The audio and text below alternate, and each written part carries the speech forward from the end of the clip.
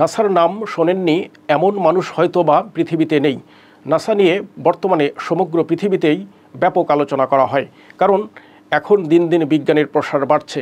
আর মহাকাশের সাথে গভীরভাবে সম্পৃক্ত নাসা হলো বিমান চালনবিদ্যা ও মহাকাশ সম্পর্কিত গবেষণা কেন্দ্র। নাসার পূর্ণরূপ হলো national Aeronautics and space administration. এটি মার্কিন ফেডারেল সরকারের একটি স্বাধীন সংস্থা। নাসা মার্কিন যুক্তরাষ্ট্রের একটি প্রতিষ্ঠান। এই সংস্থাটির সদর দপ্তর বর্তমানে ওয়াশিংটন ডিসিতে অবস্থিত। এখানে বিমান চালনা সম্পর্কিত বিষয় নিয়ে আলোচনা করা হয়। পৃথিবীতে মানুষের টিকে থাকার পাশাপাশি চাঁদ, মঙ্গল গ্রহ সহ বিভিন্ন স্থানে পা রাখার ক্ষেত্রে নাসা দারুণ ভূমিকা রেখেছে। এছাড়াও মানুষ মঙ্গল গ্রহে বাস করতে পারবে কিনা এ বিষয়ে প্রতিনিয়ত মিশন চালিয়ে যাচ্ছে এই সংস্থাটি। নাসাকে মার্কিন জাতীয় বিমান চালনবিদ্যা ও মহাকাশ প্রশাসন বলা হয়ে থাকে। আজ থেকে প্রায় ৬৫ বছর আগে এর যাত্রা শুরু হয়। ১৯৫৮ সালের ২৯ জুলাই নাসা নামক এই প্রতিষ্ঠানটি গঠিত হয়।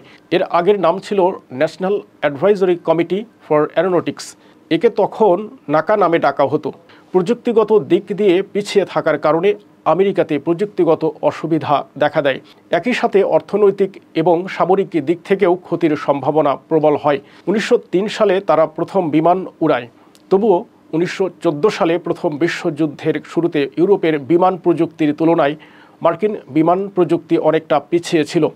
এ কারণেই মার্কিন যুক্তরাষ্ট্রের প্রযুক্তিগত গবেষণায় উন্নতি করার জন্য তখনকার সরকার এবং রাষ্ট্রপতি একটি নতুন ফেডারেল সংস্থা তৈরি করেন। তখন এই সংস্থাটির নাম রাখা হয় নাসা, কারণ এই প্রতিষ্ঠানের সদস্যরা চাইছিলেন এমন এক ধরনের নতুন সংস্থা গড়তে যা মহাকাশ বিমানবিদ্যা সকল কিছু নিয়ে গবেষণা করবে। নাসার গবেষণার মধ্যে ছিল সায়েন্স মিশন ডিরেক্টরের হেলিওফিজিক্স গবেষণা কার্যক্রম। এরপর এই প্রতিষ্ঠানটি প্রায় ৪০ বছর ধরে বৈমানিক গবেষণা পরিচালনা করতে থাকে। এটা পরবর্তীকালে নতুন মহাকাশ শিল্পে পরিণত হয়। ধীরে ধীরে নাসা উন্নত হতে শুরু করলে এটির প্রকৌশলীরা মহাকাশে মানুষকে পাঠানোর কথা ভাবতে শুরু করেছিলেন। এর মধ্যেই ১৯৫০-এর দশকের গোড়ায় এই প্রতিষ্ঠানের ওপর একটি কৃত্রিম স্যাটেলাইট তৈরি করার গুরুদায়িত্ব পড়ে। নাসার প্রধান Hugh Dryden National Research Program for Space Technology নামের একটি প্রকল্পের পরিকল্পনা নেন।